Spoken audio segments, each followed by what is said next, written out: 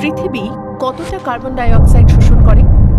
Carbon die oxide বা CO2 একটা প্রাকৃতিক গ্রিনহাউস গ্যাস। একটা কার্বন ও দুটো অক্সিজেন পরমাণু দিয়ে তৈরি।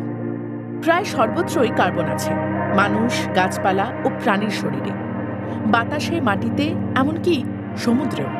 কার্বন বায়ুমণ্ডলে মূলত CO2 আকারে থাকে, যা গাছপালার বৃদ্ধির জন্য প্রয়োজন।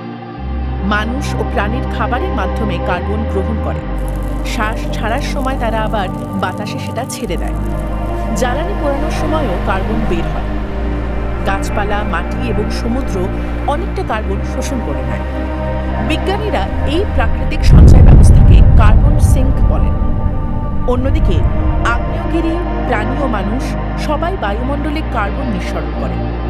উৎস আর কার্বন সিঙ্কের মধ্যে চলতে থাকা এই আদান প্রদানকেই বলা হয় কার্বন চক্র। একটা গবেষণা অনুযায়ী পৃথিবী প্রতি বছর প্রায় 350 বিলিয়ন টন CO2 শোষণ করে এবং একই পরিমাণ আবার ছাড়েও। এর মধ্যে মানুষের অবদান প্রায় 40 বিলিয়ন টন। এই নিঃসরণের একটা অংশ গাছপালা ফটোসিনথেসিসের মাধ্যমে শোষণ করে। বাতাসের কার্বন ডাই অক্সাইড কার্বনে বদলে গিয়ে গাছপালা ও মাটিতে সঞ্চিত থাকে। সমুদ্র বায়ুমণ্ডল থেকে CO2 সরিয়ে নেয়।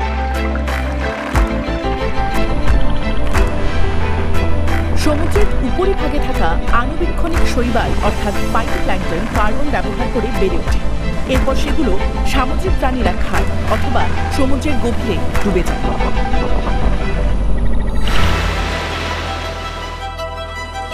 স্থল ও সমুদ্রের কার্বন সিঙ্কগুলো মানুষের তৈরি কার্বন নিঃসরণের প্রায় অর্ধেক শোষণ করে, কিন্তু এগুলো ধীরে ধীরে তাদের সীমায় পৌঁছে যাচ্ছে।